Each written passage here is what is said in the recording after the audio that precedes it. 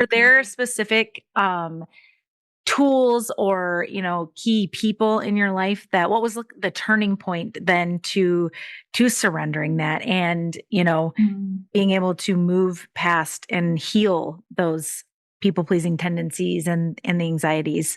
Right. So actually, that has only come in the last, I think, 4 years. Hmm. So I mean, it was probably over 20 years that I Yeah. struggled with a lot of these things. Well, actually, probably 30, because if you go back to when I was like a kid, but Right. really, all of that was followed me through all of my time of being a young mama, Hmm. all of like my young married life, and it made a lot of things, very challenging, because again, then when I started having kids, then I was like, okay, now I have to like have this idea of like being the perfect mom, Hmm.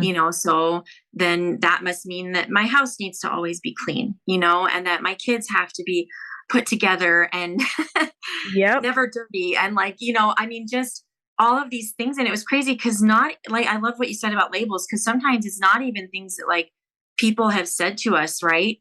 It's sometimes, a lot of times, it's what we've, like, it comes from our own mind, Hmm. right? Of these Yep. these ideas that we have Yep. of ourselves, or of how we should be, or the person that we think we should be.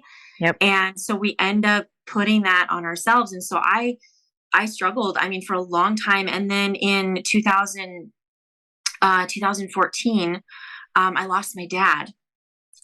So, and he was only 62 years old. Oh, wow.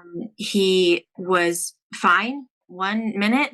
Hmm. And then he came over to our house one night for dinner and told us that they had found a small mass in his pancreas. And then 9 weeks later, he went home to Jesus. Wow. So it was like, oh, um, I mean, I think this year will be, yeah, 10 years. So it'll be 10 years in Wow. Yeah. October. Yeah. Um, but so all of these things and leading up to this, and then losing my dad just sent me Mm. into like a downward spiral. Yeah. And I don't remember a lot, Hmm. which is heartbreaking as a mama, because you're like, it feels like there's months or even a few years of like just missing memories, Yeah. because I shut down. And when you said about a community or anything like that, or people around me to support me, um, I didn't. Yeah. I didn't have that. And I really, I literally spent the better part of a decade being alone. Yeah.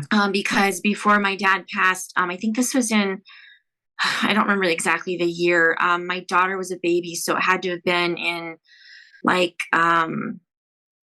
let's see, she was born in 2005. So it's probably like somewhere around 2006. And Mhm. that church plant that we had, Mhm. which, mind you, had people that I had went to high school with, that I was very close with, Mhm. and were like my best friends and things like that. And they were a part of our church. And in 2006, our church fell apart.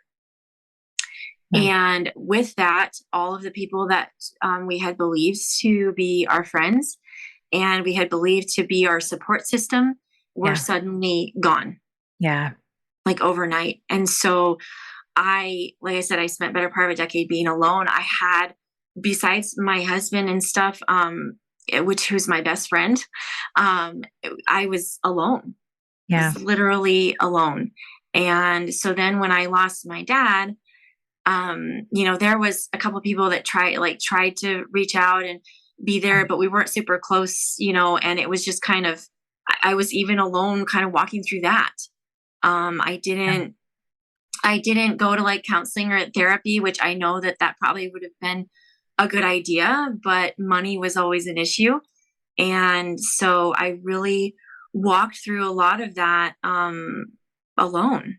Yeah. And my husband, bless his heart, he didn't know what to do, Yeah. because that was, his best friend and a father figure in his life. And so it was hard on him, and Yeah. then really hard watching me um, go through that. And I really did. I Right. really, I shut down.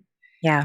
and kind of just withdrew into myself. And I didn't know what to do because in my mind, before my dad passed, it was like, I believed like with 100% of my being that God was going to heal him in the Yeah. way that I wanted him to be healed. Like, Right. oh, I was like, oh, he's going to be fine. My dad's going to be fine. Like God's going to heal him. And Yeah. we're going to have, 20 more years with him, Yeah. and I really believed that with every part of my being. And so when he passed away, it really set me into a spiral with my faith too, because I'm like, God, I don't understand, Right. like I don't understand. And looking back now, I know, I even sought God on that recently because I was like, what the heck? Like,